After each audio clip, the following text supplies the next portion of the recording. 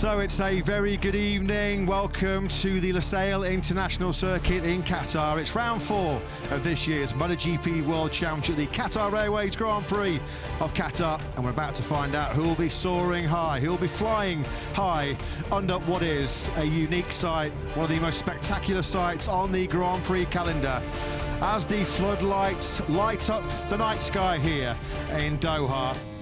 For the very first time, we get to ride on board with the world champion, Jorge Martin. Hard enough to return from that anyway when you've missed 3 Grand Prix, but when you're moving from one manufacturer to another and every lap is like gold dust, Jorge Martin in many respects is starting from square one today.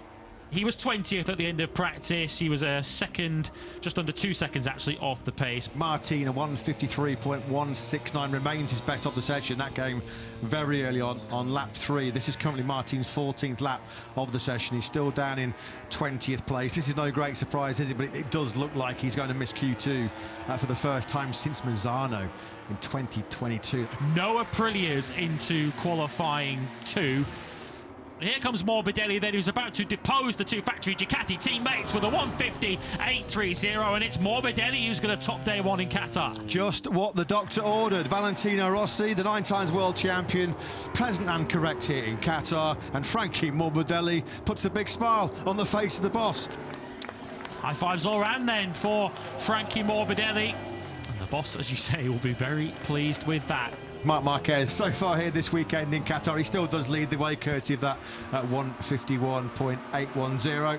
Pecco Bagnaia has moved up into 2nd place, courtesy of a 1:51.773. He is a lot quicker than Marc Marquez at this stage, who's lost time in the 2nd sector. I think this is the first time this weekend where we're going to see Marc Marquez in full attack mode. Marquez 3rd quickest, Bagnaia 2nd. Johann Zarco, he's going to need an inch perfect 4th sector here. And of course, this is where the Honda's weak.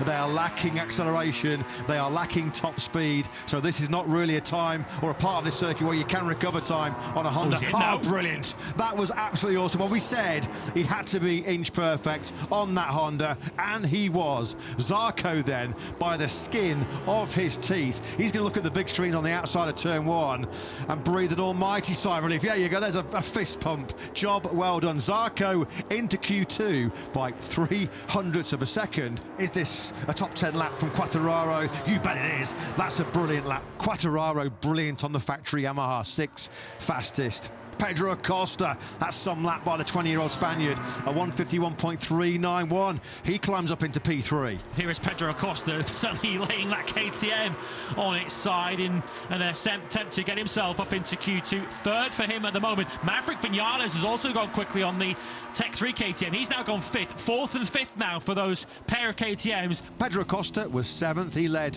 the KTM challenge. Maverick Vinales, that was an excellent job by Vinales. He was 8th fastest.